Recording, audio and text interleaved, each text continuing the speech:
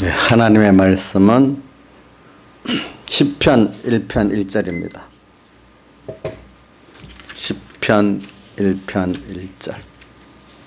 구약성경 804쪽입니다.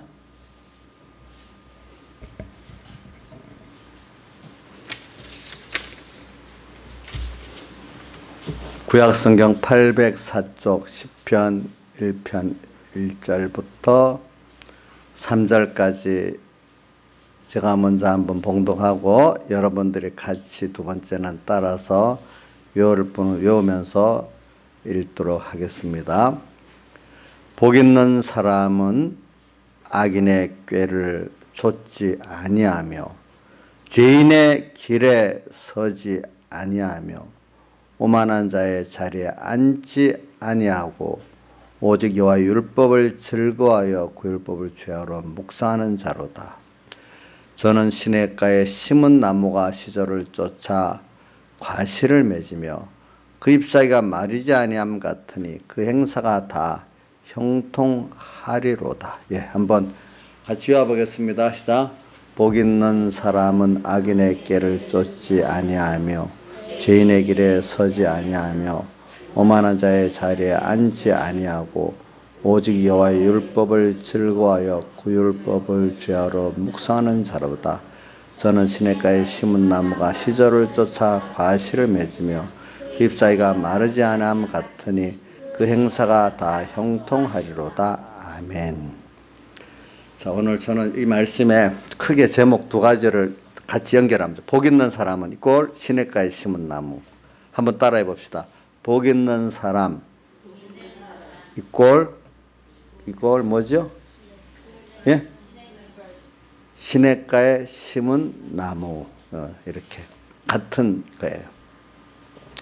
그래서 우리가 사람이 여기 복이 있다는 개념은 참 아주 서로 굉장히 복의 개념이 달라요. 그렇죠? 세상적인 같은 세상 사람들 안에도 복이 있다는 개념이 다르고 또 예수 믿는 사람 안에서도 신앙의 정도에 따라서 복의 개념이 많이 달라요. 근데 이제 성경에서 그래서 우리는 자꾸 믿음이 점점 깨끗해지고 장성해가면서 성경에 있는 복의 개념을 갖고 내가 복 있는 사람이 돼야 되겠다 이런 소망을 가지고 나가기를 예수님께서는 바라고 계세요. 그래서 뭐 세상의 사람들이야 오복 해가지고 뭐죠? 건강복, 돈복, 자식복 또 뭐 그의 여러 복들이 자기들대로 5가지 복이라 하지만 요즘 5가지 복만 되겠습니까? 근데 그런 것들을 물론 그 부인하는 건 아니지만 그게 우리의 참된 복은 아니에요. 우리 뭐 참된 복은 우리가 딱 하나로 말하면 하나님으로 부한 복이라 이렇게 할 수 있고 또 다르게 표현하면 하나님과 연결된 생명적으로 연결된 그 생명의 복이라 할 수도 있어요.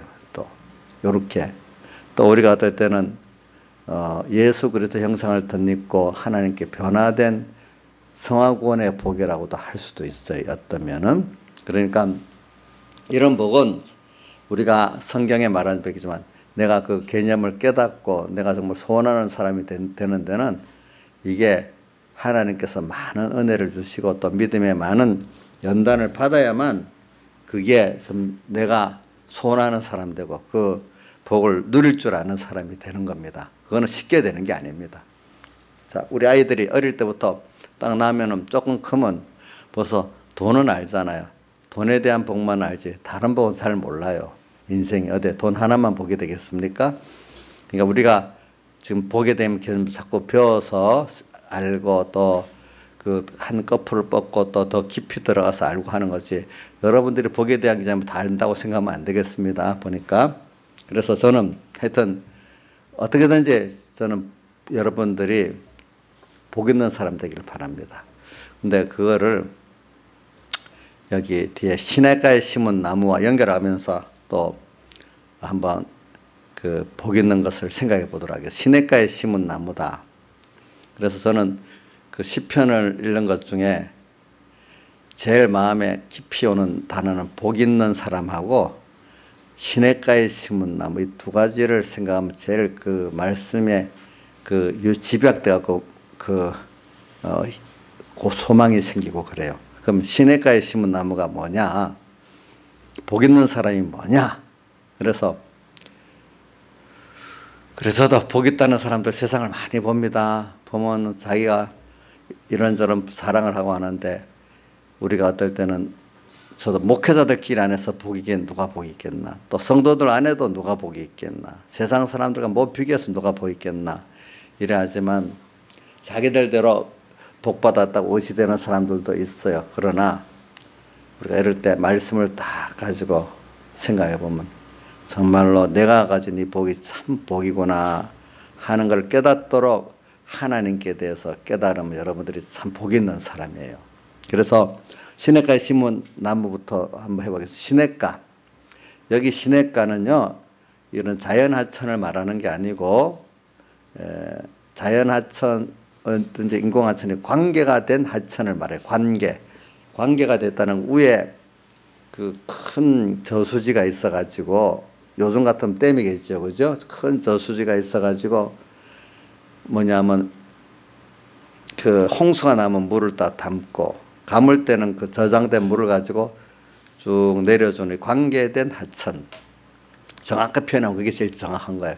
그러면 이런 시냇가를 말하는, 이 시냇가에 나무가 심어졌으면 이 나무는 항상 물을 공급받으니까, 그죠? 물을 공급받고 있어요. 사람도 이 생명에 있는 건 물이 없으면 못 살아요. 물이 없으면. 그래서 있는데 보세요. 시냇가에 심은 나무가 홍수도 조절하고 가물때도 조절하는데, 가물어 가지고 햇빛이 쨍쨍 쬐면은 물 공급이 안 되면 나무는 어떻게 되죠? 말라 죽어버리잖아요. 근데 물 공급을 잘 받는 나무는 더 햇빛이 쨍쨍 쬐일수록 나무가 더 견고하게 크잖아요. 그렇죠? 견고하게 커요. 그래서 오늘 시냇가에 심은 나무는 뭐냐 하면은 그 뿌리를, 이 시냇가에 심은 나무들 보면요, 이래 보면 그 뿌리가 물 있는 대로 쭉 밑에 있으면 쭉 내려가서 뿌리가 굉장히 깊게 내려가요. 그래서 나무가 굉장히 커요. 여러분들 잘 모르겠거든. 산에 가면 이 산에 골짜기가 있어요. 골짜기가 이래 있는데, 골짜기에 가까운 물이 흐르는 쪽에 가까이 있는 나무들이 굉장히 크고 오라갑니다. 저 높은 데로 올라가면 나무들이 별로 크질 않습니다. 물이 적으니까. 그런 것 같이 오늘 여러분들이 시냇가에 심은 나무예요. 그래서 어떤 거냐면, 여러분들은 시냇가 하나님의 은혜의 그 영적, 육적 은혜에다가 뿌리를 지금 받고 있고, 그런데 주님께서 위에서 잘 조절해 가지고 가물 때는 또 물을 주시고, 환란 때는 홍수 때는 막아주고, 이렇게 하면서 오늘 우리에게 시시때때로 우리에게 맞도록 모든 말씀도 주시고 성령도 주시고 또 모든 현실도 만들어 주세요. 그게 주님께서 위에 저수지 관계된 댐에서 조절하는 것과 같이 오늘 하나님이 나라는 나무에 맞도록 하나님께서 그분이 알아서 잘 조절해 줘요. 예. 자, 이러니까 여러분들이 시냇가에 심은 나무, 그 나무로서는 복 있는 나무 아니겠습니까? 그러니까 나로서는 하나님이 뭐냐 하면은 하나님 은혜다 딱 심어놨어. 그래서 환난 때도 감당할 수 있도록 말씀도 주시고 성령도 주시고 나를 보호해 주세요. 또 물을 이렇게 내려주면서 또 홍수의 환난 때도 그 홍수가 온다는 건 두 가지 뜻이 있더라고. 성경에 보니까 홍수가 막 밀려 세상에 너무 좋은 것들이 막 몰려오는 걸 말하는 거예요. 그래서 우리 요한계시록에 보면은 요한계 12장에 보면 뱀이 물을 토해냈는데 강같이 토해내니까 그 여인이 예수를 낳은 그 여인은 교회를 말하는데 그 물이 떠내려가려 하니까 땅이 그 입을 벌려갖고 물을 다 삼킨다 했어요. 그게 뭐냐면 용이 어쨌든 뱀이라고도 하고 물을 강같이 토한다는 거는 세상에 너무 좋은 미혹이 확 몰려온다는 거예요. 근데 그게 땅이 입을 벌렸다는 건 신앙 양심이 그거를 삼켰다는 거예요. 신앙 양심대로 생각해 보니까 아무리 세상이 좋아도 이게 말씀을 어겨가면서 하나님 손에 가면서는 못하겠다 하니까 좋은 것들을 어떻게 딱 그 신앙에 삼키니까 그 세상에 좋은 미혹들이 나를 하나님과 멀게 하고 떨어뜨릴 수 없게 된단 말입니다. 그렇죠? 이런 같이 홍수가 막 납니다. 홍수 두 가지 뜻이 있습니다. 그럼 그런 미혹에서도 하나님이 나를 딱 그 저수지에서 가다갖고 조절하고 건져 주시고 또 어떤 다른 홍수같이 막 온 세상이 쓰나미같이 날 물고 나를 휩쓸려고 할 때도 하나님께서 딱 그 나의 성도에 맞도록 이렇게 조절해 주신다는 겁니다. 그러니까 여러분들이 신앙생활 할 때는 항상 주님을 생각하고 따라가면 그분이 알아서 조절해 주고 내 현실은 나 혼자 있다고 생각하지 마세요. 항상 하나님께서 함께 하시니까 내게 주신 현실은 하나님이 알아서 조절해 주고 있는 것이 내 혼자가 아니라는 걸 꼭 생각하면 되는 것입니다. 그러니까 이런 걸 깨닫고 살면 여러분들은 어디에 심어진 나무라고요? 시냇가에 심어진 복 있는 나무다. 제가 이렇게 그동안 설명했는데 확실히 근데 이게 현실에 딱 당하면 믿어지냐 안 믿어지냐 여러분들이 잘 생각을 해보세요. 한 번 더 말하면 여러분들은 어디에 심어진 복 있는 사람이라고요? 시냇가에 심어진 복 있는 사람이다. 왜? 그럼 누가 나의 현실을 다 내가 이렇게 주님과 깊은 생명관계를 맺고 자랄 수 있도록 누가 알아서 다 조절해 주죠? 주님께서 조절해 주세요. 우리는 그걸 따라가면 돼요. 그죠? 예. 그분을 떠나지 않으면 돼요. 자, 다시 말합니다. 그래서 3절에 보면 그 행사가 다 형통하리로다가 나와 있죠. 그 행사. 이 뜻은 잘못 알면은 내 욕심대로 뭐든지 잘 된다는 그런 뜻이 아닙니다. 그 행사는 내가 하나님과 연결의 생명구원을 이루어가는 그 주님을 더 배우고 주님을 더 부해지고 주님과 더 깊은 생명관계를 맺게 되는 여기에 형통하게 된다는 거예요. 여러분들이 너무 세상이 평안하면은 도리어 하나님과 멀어지잖아요. 그러니까 하나님 적당히 어려움을 줘서 하나님을 찾게 만들고 겸손하게 만들어서 주님께 가까이 하면 내게 복이라 하는 시편 13편 같이 그렇게 해가지고 오늘 여러분들을 그 행사가 다 어떻게 해요? 형통하리로다 이렇게 만들어 주신단 말이에요. 저는 오늘 이 말씀을 하는 거는 그동안 우리가 배운 말씀이 뭐냐 하면은 우리가 어떻게든지 하나님은 나와 당신과의 생명 있는 이 관계를 원하시거든요. 자, 우리가 세상 부모가 자식이 있다면 항상 자식의 마음이 부모에게 있고 부모의 마음은 항상 자식에게 가 있어요. 근데 자식의 마음이 부모를 정말 사랑하고 존경하고 믿으면서 부모를 이렇게 바라보면은 그걸 원하는 게 부모거든요. 하나님도 항상 우리가 주님만을 바라보고 이번 집회 때 월집회에서 주님만 바라보고 뭐죠? 의지하고 순종하는 우리를 원하신다 했죠. 그런 자를 만들어 가시는데 그게 다른 말로 하면 생명관계예요. 그렇죠?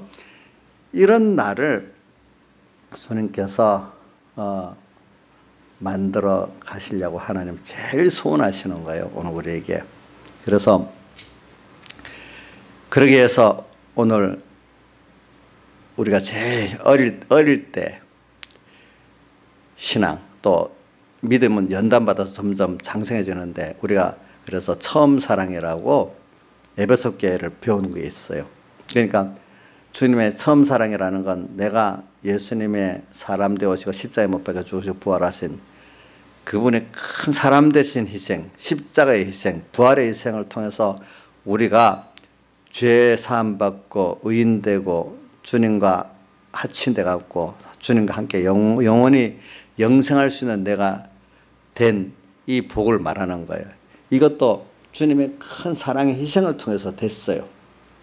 됐어요. 이거를 오늘 우리가 알기를 원해요, 당신은. 그래서 주님과 나 사이가 이런 관계를 맺고 영생하기를 원하시는 게 주님의 뜻이에요. 그렇기 때문에 우리 신앙은 다른 게 없어요. 바로 이게 이렇게 되면은 나는 어떻게 될까? 그분이 모든 생명의 원천 되시고 모든 것의 복의 원천이기 때문에 그분과 연결되어 있으면 나라는 피조물 존재에 가장 복 있게 모든 것들이 공급이 되게 되어 있어요. 그분과 떨어지면 그때부터 우리는 완전히 모든 은혜, 생명의 관계에서 끊어지는 그런 자가 돼가지고 잠시 내가 살아있다 해도 나무가 그 둥치나 뿌리에서 끊어지면 조금 있으면 말라서 죽는 것 같이 잠깐은 지금 표가 안 나요. 조금만 있으면 생명의 원천에서 끊어졌기 때문에 모든 생명이 말라 죽어가는 것 같이 우리가 그렇게 돼버려요. 돼버려요. 잠시는 몰라요. 그런 것이 저는 여러분들에게 이제 이 시편을 또 하면서 우리가 항상 우리가 주님과 연결되고 연결의 생명이 자라가는 이게 우리 신앙생활이다. 여러분들이 이걸 생각해야 돼. 그래서 우리가 먼저 우리 교리적으로 기본권, 연구원 받았죠. 그렇죠? 연구원 받은, 기본권 받은 우리가 이제 내 중생된 영하고 하나님의 성령님하고 함께 해가지고 내 몸과 마음을 구속을 한단 말입니다. 그래서 로마서 8장 23절에 우리 성령의 처음 익은 열매를 받은 우리까지도 탄식하며 성령의 처음 익은 열매 우리 중생된 영을 말합니다. 영이까지도 하나님의 성령과 함께 탄생하면서 우리 몸의 구속을 기다리나 마음과 몸의 마음과 몸도 하나님과 예수님의 살 대속을 입고 구속이라는 것은 그 대속을 힘입어 가지고 주님과 나와 다시 연결되는 면을 구속이라는 겁니다. 뭐라고요? 대속을 힘입어 가지고 속 주님과 나와 내 몸과 영은 연결되어 있어요. 이제 기본권으로 몸과 마음이 다시 연결되는 게 뭐죠? 건설권인데 이 구속을 기다린다. 이게 뭐죠? 영은 생명을 가졌는데 하나님과 몸과 마음이 기능들이 생명을 가지기를 원하는 거란 말입니다. 알겠죠? 생명을 가지기를 원하는 거예요. 그래서 우리 몸도 보세요. 몸, 마음. 여러분들 몸이 마음대로 마음의 뜻대로 잘 안 움직여지죠. 우리 마음도 이강이야. 너 마음이니까 마음대로 통제할 수 있냐? 오히려 너 건데 너 거가 아니기 때문에 그러니까 우리 마음도요. 우리 마음대로 통제를 못해요. 예. 내 마음대로 안 돼요. 이거 또 우리 영의 마음대로도 안 돼요. 그게 알겠죠? 보니까 이런 우리라는 거예요. 그래서 저는 여러분들이 이제 인간의 진짜 실력이 뭐냐? 세상에서도 제일 큰 자에게 딱 연결돼서 붙어 있으면 그분이 나를 위해서 다 해준다 하면 그게 세상에서도 정권자가 하나 딱 문재인 대통령이 이번에 지지율이 높으니까 이번 지방선거에서 그분 사진만 같이 찍어도 이 표가 온다고 엄청 인기야. 오늘 우리는 그것도 1년 지나면 또 옛날에는 뭡니까? 박근혜하고 사진 한번 찍으면 표가 나온다 해서 그랬는데 요즘엔 한나라당, 이제 한국당이지. 한국당 네임만 붙어도 표가 더 뚜루룩 떨어져 버렸잖아요. 몇 년 사이에. 몇 년 사이에 박근혜 이름 사진만 찍어도 표가 붙었던 사람이 이제는 박근혜도 아니 한국당 이름만 붙어도 어때? 표가 뚝뚝뚝뚝 떨어지는 거예요. 도리어 한국당 아니 무소속으로 난 붙었는데 한국당으로 떨어졌다는 사람도 많아요. 보니까. 이렇게 사람은 달라요. 이 세상에 아무리 좋은 것도 어떻게 변할지 알 수가 없어요. 자, 세상 거 영원합니까? 그렇지 않아요. 하나님은 영원해요. 그분에게 우리가 붙어 있으면요. 변함이 없어요. 여러분들. 네? 그러니까 참 이런 걸 보면서 우리가 살아야 돼. 그래서 이 하나님하고 나하고 이 연결되는 연결, 이것이 인간에게는 지나보면은 가장 귀하고 가치 있고 보배로운 거예요. 그래서는 빌립보 3장 7절부터 9절까지 보면 바울이 뭐라고 했어요? 예수 그리스도를 아는 지식이 가장 고상하기 때문에, 가장 고상하다는 건 가장 가치 있고 크다는 거예요. 알겠죠? 크기 때문에 그분을 알고, 그래서 그분과 나와 하나가 되는 걸 말하는 거예요. 모든 세상에 유익하다 했던 것들을 배설물로 여기고 다 잃어버렸다, 이렇게 표현했어요. 오직 예수 그리스도와 그 고난에 참여해 가지고 그분을 더 알고 싶어서 한다, 이렇게 표현을 해놨어요. 예. 그렇게 해놨어요. 그러니까 오늘 하나님을 안다.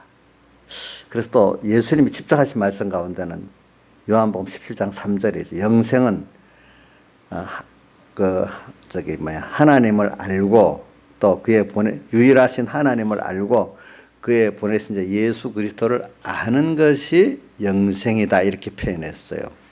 안다고 뭐 들어서 이름을 안다는 게 아니라 알아서 내 마음과 몸과 뜻이 거기에 다 기울일 수 있는 그걸 말하고 있는 거예요, 여러분들에게. 그래서 저는 여러분들에게 이번 집회 이후로, 집회 때 우리가 그 주제가 뭐냐면 하나님만 바라보고 의지하고 순종하는 그런 생명 있는 믿음을 만들기 위해서, 이제 그때 히스기야도 나오고 누구죠? 다니엘도 나오고 했잖아요, 그죠? 그러니까 우리가 이런 걸 생각하면서 오늘 여러분들이 이런 믿음을 이제 가져야 되는데, 그래서 그게 그 믿음을 가진 게 처음 사랑을 가진 에베소 교회 같은 교회들이고, 처음 로마 교회 같은 교회들이 그런 처음 사랑을 가져서 항상 그 주님의 사람 되어서 십자가에 못 박혀 죽으시고 부활하신 사흘대석의 그 너무나 크신 그분이 적은 우리들을 위해서 큰 희생을 가지고 우리 영원한 죄에서 해방시켜 주시는 사제, 또 의인된 칭의 화친 영원한 새 생명의 그 부활의 모든 은혜를 우리에게 베풀어 주셨다는 것을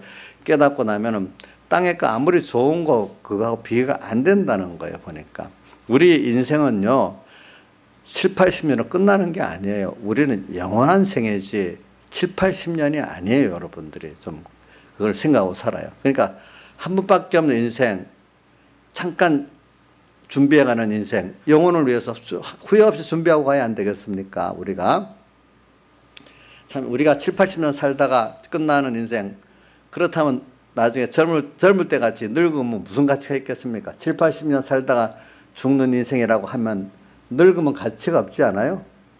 예? 지금 우리 현숙이 때가 제일 가치 있을 것 같아, 그러면. 저를 참상 예쁘고 힘 있으니까. 근데 50이 돼. 엄마, 우리 현수가 엄마 나이 몇 살이냐? 예? 48세. 벌써 이제 이 늙은 할머니 다 돼가는 나이가 시작된다. 그러니까 이게 뭐가 좋겠냐? 7, 80년 사는 거를 끝난다 하면은 우리 조양자는 더 불쌍한 사람이고, 그죠? 예. 늙고 죽어가는 게 불쌍한 사람이에요, 갈수록. 그러니까 여기 김영미도 벌써 이제 죽어가고 있으니까 가치가 1년 가면 갈수록 뚝뚝뚝뚝 떨어지는 거예요. 김영미 사님, 가치가 1년 가면 점점 붙어야 되겠어요? 떨어져야 되겠어요? 인생의 세행의 가치가. 예? 예? 올라가야 되겠죠. 근데 인생 7, 80년으로 끝나는 인생이라면 지금 가치가 어떻게 떨어지지 않겠어? 그지? 떨어지지. 그래, 우리는 그런 가치가 아니고 우리의 시간은 영원이에요. 아시겠죠? 영원인데 세상이라는 거는 영원을 준비하는 한 번밖에 없는 귀한 뭐예요? 세상이고, 여기서 하나님을 배우는, 가장 하나님을 많이 배우는 귀한 그 시간이에요. 알겠죠? 또 그걸 준비하는 우리 학생들 보세요. 학생 때 어떻게 공부하고 어떤 대학을 가고 어떻게 배웠는가를 가지고 평생을 많이 써먹잖아, 어떨 때는. 그지? 그것보다 더 중요한 이 영혼을 위해서 써먹는, 준비하는 귀중한 시간이란 말이에요. 이때가 말이죠. 그렇죠? 귀중한 시간. 그러니까 여기서 이제 우리가 이런 그게 이제 생명의 주님과 연결의 생명의 관계, 생명의 실력을 이제 말하는 건데, 기본 연구원의 기본 생명은 있는데 우리가 이제 마음과 몸의 기능에 뭐냐면 이 심신의 기능의 이 실력이 우리가 지금 마련해가는 귀중한 때란 말입니다. 그러니까 그래서 이런 일을 위해서 이제 제일 먼저 중생되고 처음 사랑을 깨닫게 해서 그 깨달은 거기에 대한 그 우리의 시간이 영원이고 그 영혼의 모든 은혜를 베풀으신 그 하나님의 사랑을 깨닫고 또 우리의 구원의 영원성을 깨닫고 이런 내가 그런 큰 구원을 얻었구나. 또 그렇게 구원을 주신 분이 이렇게 크신 분이고 나를 사랑하시는 분 이걸 깨닫고 나니까 거기서 나오는 모든 힘으로 이 8가지 신앙행위도 하고 모든 말씀도 지키는 사람이 됐단 말이에요. 그죠? 근데 어느 땐가 시간이 가니까 그만 그게 처음 사랑이 다 없어져버리고 행위는 신앙행위는 하는데 전부 인간의 의지 갖고 하고 그동안 습관의 그 습관적인 그 인간 습관 그게 나중에 보면 자기 인간의 의지 갖고 하는 거죠. 그런 행위가 연습이 되니까 연습된 그거 갖고 하는 사람이 돼버렸죠. 그걸 우리가 동력이 없이 관성으로 하는 거다. 우리 생명이 없이 우리 습관된 거로 그죠? 인간의 의지 갖고 행동 연습된 거 갖고 하는 거다. 이렇게 말했잖아요. 이런 우리가 되게 쉬운 거예요. 하나님 앞에 우리 나갈 때. 그런데 그래서 우리가 로마에 있는 교회가 다시 복음을 들어야 된다 하는 제목으로 로마서를 배웠어요. 로마서를 왜 썼죠? 바울 사도가 로마에 있는 교회가 다시 복음을 들어서 이렇게 생명 있는 교회로 거듭나도록 하기 위해서 이 복음을 다시 전해야 되겠다 하는데 그 복음의 내용을 미리 편지로 보냈어요. 로마서 1장 1절에서 로마서 11장까지가 뭐냐면 바울이 전하고 단 복음의 내용이에요. 내었어요. 복음의 내용 안에 뭐가 들어있죠? 하나님의 의가 들어있잖아요. 이걸 또 믿으라, 믿음의 의가 들어있잖아요. 그 안에 보니까. 그러면서 12장부터는 이 복음에 들어있는 하나님을 믿는 믿음을 가진 사람은 이렇게 살아야 된다고 또 이제 실행적인 면을 또 말하고 있어요. 보니까. 그래 오늘 여러분들도 복음을 자꾸 또 다시 받아야 혹시 끊어져 있더라도 다시 이어지고 또 지금 겨우 하나님과 연결생활을 하는 사람이 더 복음에 깊고 넓게 또 갈 수 있는 사람이 된단 말입니다. 이렇게. 그러니까 여러분들이 복음은 우리가 항상 새롭게 매일매일 받아야 됩니다. 그렇죠? 우리가 지금 이 문서 이거 간단한 거지만은 이 문서 안에 성령의 내적 영감이 있기 때문에 이거는 성경에 보세요. 이 요한복음 21장에도 다 기록하면 쌓아둘 곳이 없다고 요한복음 21장에도 기록해놨죠. 그죠? 예. 그러니까 이건 뭘 말하냐면, 나타난 안에 그 성령의 감동의 역사를 깨닫게 하는 거는 너무 무한한 거기 때문에 오늘 우리가 이 작은 책을 뭐 외웠다고 다 아는 게 아니에요. 이게. 그렇죠? 이걸 알고 또 이 안에 성령의 감동으로 또 하나님의 비밀이기 때문에 또 현실을 통해서 또 성령으로 감화시켜주고 또 깨달아서 또 새로워지고 이게 같은 말씀이라도 이 하나님의 말씀은 무한한 거기 때문에 오늘 깨달았다고 다 깨달은 게 아니고 내가 또 변화돼서 자라면 또 새롭게 깨달아지고 또 그 말씀이 또 내가 살아갈 때도 다른 면으로 필요하게 또 새롭게 깨닫게 해주신단 말입니다. 알겠죠? 여러분들이 이제 10살짜리면 10살짜리에 맞도록 깨닫게 하고 30살짜리면 30살에 맞도록 깨닫게 또 다시 그 깊이가 있단 말입니다. 그게 다 한 게 아니에요. 저도 다 하는 것 같아갖고 뭐 놀랬지만 나중에 보면 좀 더 자라고 보면 그때 그게 또 어린 깨달음이란 말입니다. 그렇죠? 그러나 그때는 그게 나한테 필요한 깨달음이었단 말입니다. 그러니까 오늘 여러분들이 지금 저는 시편을 말하면서 하는데 생명 있는 이 믿음으로 여러분들이 지금 살아가는데 참 가다가 보면 에베소 교회나 저 누구지? 마태복음 14장 22절 같이 그만 신앙행위는 처음에 사흘대속의 감동에 그 감격을 갖고 했는데 어느샌가 능숙해진 그것 때문에 그 일에 집중하다가 보니까 주님과 말씀을 잊어버리고 일의 사람이 되는 거예요. 그래서 저도 서북교에 있을 때 많이 배운 게 뭐냐면은 한 번씩 가다가 그 배경이 목사님 우리가 너무 일의 중심이 갔다.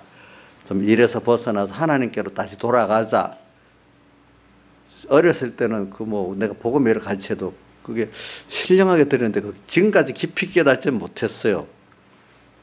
근데 그분은 가끔 그래요. 우리 이제 평신도들한테 그런 게 아니고 교회 직원들, 전도사라든지 교회 직원들한테 그러더라고요. 우리가 특히 이런 집회 때 한번 갔다 오면 더 그래요. 우리가 그동안 일에 집중했는데 일에서 하나님께로 돌아가자 이렇게 해요. 그래서 그게 이제 여러분들이 잘 알아야 돼. 그만 하다 보면 어느새 나도 모르게 복음이라는 일의 사람이 돼버리고 그 행위의 사람이 돼버리는 거예요. 어느새 그렇게 하게 된 원인은 주님과 주님의 사랑과 그 생명을 잊어버리고 사는 거예요. 어느 때인가 보니까. 주를 위해서 하는 게 아니야. 어느 때인가 보니까. 주님께 또 지혜의 능력을 받아서 하는 게 아니야. 또 보니까. 또 주님을 기쁘게 하니까 내가 기쁘게 하는 게 사람들이 알아주니까 그 기쁨 갖고 또 할 때도 있는 거예요. 보니까. 그런 사람으로 바뀌는 그런 것들이 있어요. 그러니까. 또 어떤 거는, 이제 이런 사람, 어떤 교회들은 이 사대교회 같은 게 보세요. 요리 계시록 3장에 나오는 사대교회는 말씀을 알긴 아는데 살았다는 가졌으나 실상은 어떤 자라 했죠? 죽은 믿음의 교회다. 왜? 말씀을 알긴 아는데 하나님의 말씀은 우리가 그동안 배웠지만 생명의 말씀이잖아요. 그렇죠? 자, 말씀은 정말 우리가 올바로 겸손히 하나님을 대하면 그 말씀이 무슨 말씀으로 역사해야 되죠? 우리 찬송가도 생명의 말씀은 찬송가 43장에 있죠. 달고 오면 그 말씀 생명의 말씀은 귀한 그 말씀 제일 진실로 생명의 또 성경에 보면 여러 군데 생명의 말씀이라고 말하겠어요. 그 생명의 말씀이라는 뜻이 뭐라고 배웠죠? 우리 그동안 말씀이 나를 하나님과 연결시키는 말씀이라는 뜻 아니겠습니까? 근데 우리 성경에 사복음서에 나온 바리새인들은 그 말씀이 생명의 말씀입니까? 자기들이 그 말씀을 이용한 말씀입니까? 이용한 말씀이잖아요. 그죠? 예. 그래서 도리어 그 말씀이 하나님을 이용하니까 하나님과 부딪힌 사람이 돼버렸어요. 그 사람은. 오늘 여러분들이 사대교회는 보니까 완전히 그 말씀은 있는데 말씀을 듣고 배우는데도 이 말씀이 이게 내가 겸손하게 이 말씀에 순종하지 않다 보니까 어떻게 되는가 하면 말씀 자체를 아는 게 신앙인 줄 알고 그거를 자랑으로 여기고 그러니까 이 주관대로 마음대로 해석을 하니까 엄청 하나님과 삐뚤어진 죽은 믿음인 거예요. 나중에 이 사대교회 같은 믿음이 해결이 안 되면요. 외식의 믿음에다가 나중엔 그 말씀을 빙자하고 하나님을 더 대적하는 사람이 더 무서운 길로까지 갑니다. 보면은 무서운 길로 갑니다. 여러분들 보면은. 그래서 생명의 말씀으로 역사하지 않는 게 사대교회가 말세에 타락한 대표적인 교회 하나 게 라우디게아 교회와 더불어 그렇거든요. 그렇게 돼버리는 거예요. 보니까 말씀을 가지고. 그럼 오늘 저는 여러분들에게 그래서 이 시편을 지금 오늘 한 거는 뭐냐면 보세요. 우리가 복 있는 사람은 일단은 악과 죄와 오만과 싸우는 신앙의 전투를 항상 하는 사람이 돼야 된다는 거예요. 이게 시작으로 되는 사람도 있고 어떤 사람은 여호와의 율법을 즐거워해 그 율법을 죄로 묵상하는 데서부터 시작되는 사람도 있다는 거예요. 그러면 시냇가에 심은 나무 같은 사람이 어떤 사람이냐 하니까 바로 이 악과 죄와 오만과 항상 전투하는 사람이라고도 할 수 있고 어떻게 보면 그 시작이 도리어 여호와의 율법을 즐거워해 그 율법을 죄로 묵상하는 사람이 시냇가에 심은 나무의 사람이라고 할 수가 있어요. 그럼 어느 게 먼저가 될지 그거는 그때마다 달라요. 알겠죠? 물론 우리가 사람이 걸음을 걸을 때 왼발 걸으면 그 다음 무슨 발이 나가죠? 오른발이 나가잖아요. 어느 게 먼저 됐는지 모를 때가 있어요. 근데 하여튼 둘 중에 하나는 힘을 써야 돼요. 어떤 것을 시작하든지. 자, 먼저 복 있는 사람 악인의 죄인의 오만한 자리에 앉지 하고 세 가지를 생각해 봅시다. 우리가 신앙생활을 하다가 보면은 언제나 나는 내가 올바른 신앙 방향을 갖고 있나 생명의 길을 갖고 있나 이걸 생각해 봐야 돼요. 제가 제일 많이 생각하는 것 중에 하나가 뭐냐면 저는 내가 정말로 예수 믿으면서 하나님을 하나님 뜻을, 하나님을 향해서 내가 생명의 길로 가고 있나. 저 항상 살피는 게 저는 1번이 그거예요. 그래서 누가복음, 마태복음 17장 14절이지. 10장 14절에 보면 생명으로 들어가는 문은 좁고 그 길이 협착해서 찾는 이가 적다. 하여튼 주님을 만나기 위해서는 어디로 가야 돼요? 생명의 좁은 문으로 들어가야 되잖아요. 그렇죠? 네. 그 길로 안 가면 예수 믿는 자체가 우리가 헛일이 되는 거예요. 그래서 제가 제일 자주 쓰는 말 중에 하나가 요구하고 또 마태복음 7장에 주의 이름으로 선지자 노릇하고 귀신도 쫓아내고 권능도 행했는데 내가 너를 모르겠다. 나를 떠나라. 불법을 행하는 자들 이 말씀 그죠? 그 다음 또 그것도 했죠. 바울 사도가 고린도 전서 9장 27절에 내 몸을 쳐 복종하게 하면은 내가 복음을 전파하는 버림이 되지 않도록 하기 위해서 그렇다. 또 하나는 마태복음 24장 40절 41절에 보면 똑같이 복음운동 뭐 하죠? 박 가는 복음운동, 배를 가는 복음운동을 했는데 하나는 데려감 당하고 하나는 버림 당한다는 거. 그렇죠? 이게 정말로 이럴 때 어떤 방향으로 가고 있나 내가. 벌써 내가 잘못 가면은 누구도 여러분들도 잘못 가게 되는 거예요. 그렇죠? 그러니까 이럴 때 그래서 그러기 위해서는 먼저 내가 악이냐 악부터 내가 악인의 꾀를 쫓고 있는 것. 아직도 내가 내 중심으로 예수 믿는 건 아닌가? 내 중심으로 내 목회하고 있는 건 아닌가? 내가 나를 위해서 나를 높이고 아니 하나님의 당신의 내게 베푸신 큰 은혜를 알잖아요. 우리 복음운동하는 사람들 어떤 사람 내가 받은 은혜가 너무 크니까 하나님이 너는 이 목회를 통해서 내가 받은 은혜를 내가 갚아라. 그럼 너 죽는데도 가라. 그것 때문에 죽는데도 가고 이러는 거예요. 어떤 사람은 그게 아니야. 복음운동을 하면서 그걸 통해서 도리어 바리새인까지 자기가 더 높임받고 하나님을 이용해서 자기가 받은 은혜보다도 뭐죠? 자기가 더 그중에 그 사람에게 인정받는 그런 위치에 서려고. 그러니까 배경의 목사 같은 야 사람에게 인정받으려면 세상 나가서 하지 하나님 교회 와서 목회자로 그러면 하나님 받을 심판이 더 크다는 거예요. 응? 사람에게 인정받을 그 중심으로 하려면 세상 나가서 하라는 거예요. 그것보다는. 응?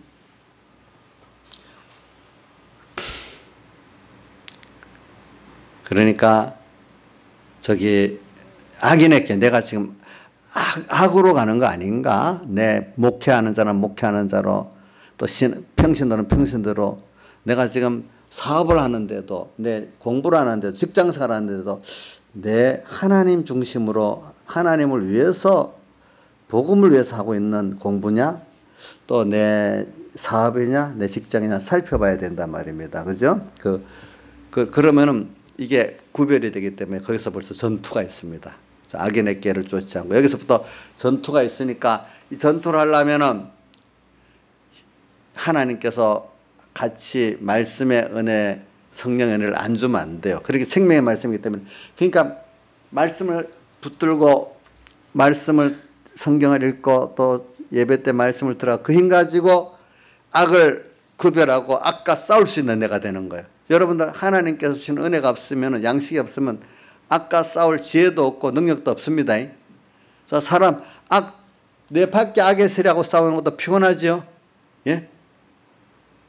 자, 내 밖에 악의 세력 알죠? 그죠? 하나님을 중심으로 못 살게 하고 하나님을 떠나게 만들고 말씀을 어겨야 되도록 이렇게 이끌어가는 악의 세력하고 내가 벌써 싸우는 입장에서 공부를 하고 사업을 하고 이 모든 생활을 하려면 피곤하지 않겠어요? 벌써 구별하는 데부터 시작해서 그죠? 그럼 하나님께 말씀을 붙들고 말씀을 또 새기면서 말씀을 기도하니까 거기서 하나님께서 생명의 길로 인도해가고 당신에게 오는 그 지혜, 능력, 그 위로, 그 힘으로 마귀를 이기고 또 구별도 하게 되고 이래야 된단 말입니다. 자, 그러니까 근데 어떤 사람은 또 이렇게 할 수 있어요. 항상 눈을 뜨고 깰 때마다 항상 주님과 말씀을 생각을 하는 거예요. 주님과 말씀을 생각하게 되면은 여호와의 율법을 즐거워하여 그 율법을 주야라 묵상하는 항상 주님과 말씀을 생각하면 오늘 현실이 또 오면 당연히 그 벌써 말씀이 밝게 있기 때문에 이게 악이다, 죄다, 교만이다 구분이 딱 되잖아요. 그죠? 그러면 이 말씀을 가지는 사람은 또 필연적으로 악과 죄와 교만과 전투하게 돼 있는 거예요. 뻔히 구별되어 있으니까 그렇지 말씀. 그러니까 또 악과 싸우는 사람은 악의 승리를 구별성과 승리를 하기 위해서 자연히 그 힘을 얻고 지혜를 얻으려고 또 뭐죠? 말씀을 죄하러 묵상하는 사람이 될 수밖에 없단 말이에요. 그러니까 이렇게 두 가지가 여기서 시작되면 자 여호와 율법을 즐거워하는 데서 시작되면은 그게 또 뭐로 가죠? 악과 죄와 교만과 전투가 되고 악과 죄와 교만과 전투가 시작되면 또 말씀으로 또 가게 되고 이렇게 생명의 말씀으로 가게 되고 이래 된단 말입니다. 자, 이래 되니까 오늘 이 복 있는 사람은 벌써 2절에 항상 주님과 말씀을 생각하는 이게 시작이 돼갖고 살든지 아니면 또 악, 그 다음 죄, 그 다음 교만이라는 거는 뭐냐니까 오만인데 내가 할 수 있다고 생각하는 거, 나 혼자서. 또 아니면 이제 또 신앙도 실력이 있어서 교만해가지고 그동안 해왔던 그것이 있기 때문에 여러 내 습관과 어떤 그 여태까지 닦아놓은 그 경험했던 그거 갖고 하겠다는 건데 그게 아니야. 우리 신앙생활은 매일매일 항상 새롭게 하나님께 새롭게 은혜를 받아서 하는 거지 과거에 해놨던 거 갖고 하는 게 아니에요. 알겠죠? 우리 연습은 뭐냐면 하나님께 새로 받아서 가는 이거로 하는 거죠. 우리가 맨날 새로워지고 살아야지 과거에 있던 것을 또 써먹는 게 아니에요. 그러니까 오늘 이거를 보면서 여러분들이 이게 복 있는 사람이다. 복 있는 사람. 근데 이 사람이 바로 시냇가에 심은 나무다. 이런 사람이. 그러니까 오늘 시냇가에 심었어. 하나님이 우리 기독자는 전부 다 시냇가에 심은 나무가 맞아요. 근데 이거를 잘 자기가 깨닫고 살지를 못하니까 그 혜택을 못 누리는 거예요. 그래서 오늘 시냇가에 심어 남았어. 그래서 어떨 때는 환란이 와. 또 어떨 때는 쨍쨍 내리쬐는 환란이 어떨 때는 미혹들이 온 환란도 와. 이럴 때 여러분들이 어떻게 하는가 이 말씀을 자꾸 생각을 하고 이 악과 죄와 이렇게 싸우다 보면은 악과 죄와 교만과 싸우다 보면 그 물은 하나님의 그 진리와 영감과 생명의 그 모든 은혜가 공급이 되는 거예요. 우리가 신앙생활 하는 데는 항상 주님이 항상 같이 하면서 말씀도 주시고 성령도 주시고 그래서 생명의 말씀을 주시고 이래 합니다. 항상 물을 공급하는 것까지 주십니다. 아시겠죠? 그 깊은 속에 있습니다. 우리가 그걸 안 받아서 그렇죠. 그렇죠. 현실이 이래저래 바뀌어요. 바뀌는 거는 그때마다 또 더 왕성하게 내가 키우기 위해서 있는 거예요. 근데 여러분들 나무가 자라는 데는 물도 필요하고 햇빛도 필요하지만 거름도 필요해요. 거름은 이 세상에 이런 죄악의 역사들을 말해요. 근데 한번 봅시다. 거름은 많은데 물도 없고 햇빛도 없으면 그 나무는 금방 썩어 죽어버려요. 근데 나무가 햇빛도 있고 물도 잘 통하는데 생명력이 있을 때 거름이 오면은 거름으로 도리어 죄악의 역사들이 주변에 미혹의 역사들이 도로 나를 키우는데 아주 유익되게 돼 있어요. 그래 제가 지금 백합을 키워봤어요. 백합을 지금 한 30화분 좀 키워놨거든요. 근데 거름을 이래 똑같이 줘봤어요. 그 고추 비료를 가지고 이래 다 줘봤어요. 줘보니까 한 그 중에 3분의 2는요. 그 거름을 먹고 더 굵게 잘 자라요. 근데 한 3분의 10송 정도는 그 거름에 상해가지고 꽃이 까맣게 타버려요. 같은 그 거름을 감당하는 백합들은 왕성하게 자라고 감당이 안 되는 까맣게 타버려요. 도려. 그러니까 오늘 여러분들이 하나님이 죄악의 세력들, 미혹의 세력들, 핍박의 세력들을 줄 때 그걸 감당하는 사람은 더 무럭 자라겠죠. 근데 그걸 감당 못하면 어떻게 돼? 까맣게 타버리잖아요. 그러니까 그것도 사람에게 하나님 맞도록 하나님이 하시는 거야. 거기에 대해서 알겠죠? 그 맞도록 하시는 거예요. 여러분들에게. 그러니까 어떤 사람에게는 이 미혹과 핍박의 죄악의 세력이 강하게 오는 거는 그 사람이 그만 감당해 갖고 그거를 잘 그 말씀을 붙들고 또 성령의 은혜를 받아 가지고 그렇죠? 감당할 수 있으니까 그렇게 주는 거고, 어떤 사람은 그게 안 되니까 저 사람은 저는 어려움이 적어, 그 사람은 아직도 그게 실력이 없으니까 그만큼 안 주는 거예요. 자, 그렇다고 내가 환란이 더 많이 왔다고 원망하면 되겠어요? 김영임 사님, 나는 누구보다 똑같은데 왜 나는 더 미혹도 많고 환란도 많냐, 이렇게 원망하면 되겠어요? 그럼 도리어 하나님 앞에 감사해야 되겠지. 감사해야지. 왜 나는 그러냐 이렇게 불만하면 안 되겠죠. 하나님이 나를 사실은 인정해서 그렇게 해서 그만큼 키워나가시기 때문에 그런 거. 우리 사람들 보세요. 10살짜리 당하는 환란하고 30살이 당하는 어른 환란하고는 다르잖아요. 그만큼 감당할 수 있는 걸 주잖아요. 하나님도 나한테 그래 주는데 사람들은 그렇게 안 보고 누구는 왜 저렇게 환란이 적고 나만 어렵냐 이렇게 잘못 생각할 수 있는데, 그거는 세상적인 안일주의적으로 볼 때 그런 거고, 우리가 하나님의 그 행사가 다 형통이라도 시냇가의 심은 나무가 하나님과 연결의 생명으로 부쩍부쩍 하나님을 부하는 거라 살아가는 데는 그것이 좋은 거잖아요. 그렇죠? 좋은 거예요.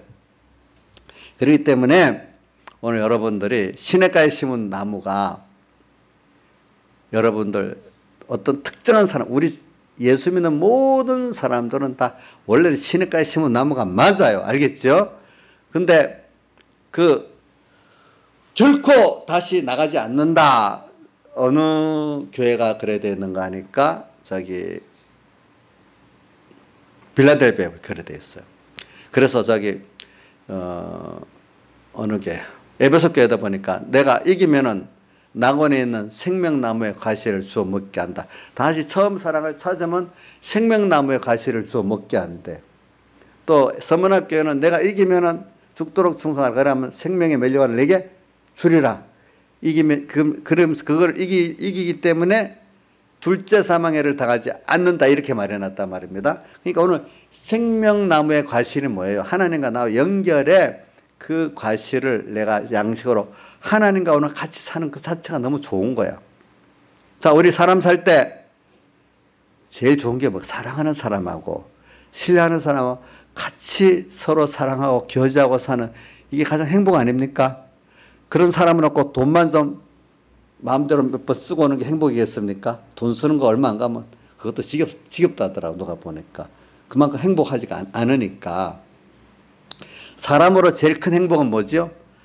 사랑하는 사람이 있고, 또 서로 신뢰하는 사람이 있고, 서로 사랑과 인격을 가지고 교제하고 사는, 이것이 인생으로서는, 세상으로는 행복한 건데, 오늘 우리는 누구하고 영원히 변하지 않는 하나님하고 그런 사랑과 믿음의 교제를 할 수 있고 무한한 은혜를 받을 수 있으니까 이것보다 좋은 게 어디 있겠어요. 그죠? 그런 생명나무의 과실을 주어 어떻게 먹게 한대. 누구 보고? 에베소 교회가 다시 처음 사랑을 찾으면은. 그렇죠? 그러니까 오늘 여기 시냇가에 심은 나무, 여러분들이 그런 복 있는 위치에 있어요. 얼마든지 지금 혹시 끊어졌죠? 그럼 다시 말씀을 찾으세요. 왜? 주님은 항상 내 옆에 계세요. 시냇가에 심은 나무에 나는. 그분은 우리의 신앙이라는 건 뭐냐면 신앙생활에 나 혼자가 아니라는 거 꼭 믿는 거예요. 항상 주님은 나와 어떻게? 범죄에서도 날 떨어지지 않고 바로 옆에 계십니다. 그렇죠? 주님은 지금 내가 금방 죄를 지었는데 어느새 떠나버렸어. 근데 회개하면 어느새 벌써 와 있어, 여기. 그렇죠? 그러니까 그분은 떠난 것 같지만 사실 떠나지 않고 옆에 있다는 거예요. 알겠죠? 물론 결의적으로 볼 때 우리 마음과 몸에는 떠나버렸지만 영에는 항상 계시잖아요. 내 속에 와 있기는 있는 거예요. 영에. 그렇죠? 어느새 조금만 있으면 어디로 가요? 마음, 몸으로 가잖아요. 그렇죠? 네. 그러니까 내 영에는 계시기 때문에 나를 떠나지는 않는 거예요. 그러니까 내 마음과 몸의 이 건설권을 이루고 하나님이로 내 마음과 몸을 부해져야 되는 이런 면에서 지금 떠나 있기 때문에 항상 내 옆에는 계시는 분이에요. 그분은. 그러니까 신앙생활은 항상 주님이 나 옆에 계신다. 언제나 생각하고 모든 걸 이분으로 인해서 위해서 받아서 하겠다는 걸 꼭 생각하면 다 승리할 수 있어요. 근데 깜빡 잊어버리고 벌써 주님 잊어버리고 나 중심으로 하면 주님 떠나버려요. 그러니까 다윗 보세요. 범죄하고 나니까 너무 과거에 나와 함께 했던 주님이 그리워갖고 뭐라고 하죠? 주님께서 나를 쫓아내지 마시고 시편 51편 11절 또 뭐라고 되어 있죠? 주의 성신을 내게 거두지 마시고 12절에 뭐라고 되어 있죠? 구원의 즐거움을 다시 찾게 해달라고 이렇게 하잖아요. 보니까. 그래 우리가 신앙생활은 항상 주님은 내 옆에 계세요. 영에는 항상 계세요. 뭔가 마음과 몸에는 내가 찾아오신 주님을 쫓아냈으니까 안 들어오고 계시고 있지만 그 영에서 우리 아가서 5장에 또 요한계시록 무슨이요? 요한계시록 마지막 교회 라우디가 교회에서 마음의 문을 두드린다는 것은 내 영에 계신 주님이 주님이 내 영과 함께 내 마음의 문을 두드리라는 거예요. 알겠죠? 내 영과 함께 마음의 문을 두드린다. 그 로마서 8장 23절에 성령이 우리 영으로 더불어 항상 우리 마음 문을 두드리는 거거든요. 성령이 혼자 안 하고 꼭 우리 영으로 더불어 이렇게 우리 하거든요. 마음의 문을 두드렸어. 근데 마음과 몸이 안 받아들이고 있으니까 주님은 바로 내 옆에서 두드리고 있는데 가 있는 건 아닌 거예요. 아, 두드리고 있구나 하고 그걸 깨닫고 믿으면은 벌써 주님은 내 마음과 몸 안에 들어와 계시는 거예요. 자, 알겠지? 이렇게 생각하면 됩니다. 자, 문을 안 열고 있는 게 지금 내 영이 안 열고 있는 게 아니고 뭐가 안 열고 있죠? 몸과 마음의 기능이 안 열고 있어요. 그러니까 바로 내 옆에 계시긴 계시는 거예요. 근데 내가 그걸 못 느끼고 있는 거지. 그렇죠? 네. 이 주님이 지금 나와 함께 계시고 있어요. 그러니까 얼른 받으면 돼. 그래, 신앙생활이 뭐겠어요? 너 실력 갖고 살으라고 하는 게 아니에요. 자, 강희야, 엄마가 너 보고 말로는 너 쫓아내고 뭐 한다 하지만 너 실력대로 살아. 이래 하지만 속으로는 너 혼자 실력대로 사는 게 아니라 너를 부족한 것에서 도와주고 이러려고 하고 있지. 너 실력대로 살아 무조건 쫓아내냐? 어? 한번 생각해봐라. 안 그렇지. 우리 강희가 쫓겨나기도 했어요. 전에. 그래가지고. 우리 하나님이 우리 보고 그래요. 우리 혼자는 죄와 마귀와 사망 이길 수가 없어요. 그렇기 때문에 항상 나하고 같이 해서 악도 죄도 구별하고 악도 죄도 교만도 싸워 승리하자. 주님은 뭐냐면 항상 자 보세요. 저도 제가 악과 죄와 그 오만을 구별할 지혜가 없어요. 알아도 그걸 또 승리할 능력이 없대도요. 인생은요 절대로 없어요. 우리는 주님이 나를 사랑하셨는데 어떻게 사흘대 속에 사죄의 징이 마친 영원한 새 생명의 죽으심의 대속과 부활하심의 대속을 통해서 오늘 나와 항상 함께 할 수 있는 사람이 됐어. 이걸 믿으니까 오늘 이제 아무것도 아닌 내가 죄인이 이제 법적 의인 됐잖아요. 의인된 우리가 이제 그분과 함께라는 그분이 주시는 그 지혜 능력을 받아서 악, 죄, 오만을 구별하게 되고 또 그분이 주신 능력을 받아가지고 그것들을 승리하게 되는 거지. 항상 그분과 함께, 그분 나와 함께 하겠다는 거예요. 모든 전투에서, 생활에서. 근데 내가 그걸 안 받아들여서 문제가 되는 거예요.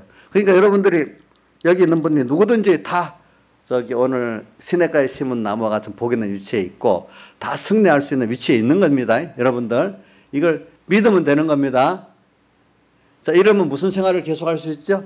생명 생활을 할 수 있고 생명의 능력으로 점점 자랄 수 있죠. 그렇죠? 그러니까 오늘 어느샌가 자기도 모르게 그 복음 운동을 하면서 주님과 말씀을 잊어버리는 에베소 교회나 풍랑을 만났던 제자들 같은 그런 위치에 있을 때 다시 얼른 주님이 먼저 찾아오셔가지고 두들기잖아요. 그죠? 얼른 받아들이면 돼. 그렇죠? 그 다음 어떨 때는 제일 복 있는 거는 빌라델비아 교회 같이 서문학 교회 같이 항상 깨어 사는데 서문학 교회는 큰 혼란이 와. 그러니까 주님을 뭐 찾지 않을 수가 없어. 빌라델비아가 작은 데서부터 스스로 환란잔치를 하면서 말씀대로 작은 데서부터 살아나가는 거예요. 이런 사람은 작은 데서부터 항상 주님과 작은 전투에도 주님과 같이 해야지. 작은 거는 내 혼자 할 수 있는 거 아니에요. 큰 것도 물론 주님이 같이 해야 돼요. 알겠지요? 이 서문학교회는 너무나 큰 혼란을 받는데도 주님께서 같이 하는 감당이 되는 거예요. 항상 생명생활이 되고 또 빌라델비아 교회는 작은 거 시시한 것 같아도 거기서부터 주님과 연결생활이 되는 거예요. 그러니까 우리가 생명의 주님을 얻는 데는 오늘 7개를 주시면서 이런 우리가 7개의 그 어떤 위치에 같이 우리 그런 입장에 다 있을 수가 있단 말입니다. 사람마다. 그러니까 다 결과적으로 그런 걸 구분하면서 우리가 다시 주님과 연결의 생명을 가지고 더 생명으로 실력 있고 더 충만한 우리가 될 수가 있는 길을 우리 가르치고 있는 거예요. 그것이 제일 기표본적인 게 뭐냐 하니까 오늘 시냇가에 심은 나무예요. 알겠죠? 따라해 봅시다. 복 있는 사람은 시냇가에 심은 나무다. 자, 이거는 주님 내가 안 받아서 그렇지. 주님은 항상 지금 공급하고 조절하고 함께 한다는 거예요. 그렇죠? 맞죠? 맞죠? 예. 근데 지금도 여러분들이 주님께서 우리가 이런 신앙생활, 신앙의 전투생활, 우리 혼자라고 합니까? 같이 하자고 자꾸 그러십니까? 혼자 하라고 합니까? 같이 하자고 그렇게 합니까? 같이 하자고 그러는데 누가 거부합니까? 강이야, 누가 거부하냐? 자기가 거부하지. 자기가. 자, 같이 하자는 누가 거부해요? 누가 거부해요? 자기가 거부하지요. 이것만 우리가 찾으면 되는 거예요. 다 같이 주님께 기도드리겠습니다.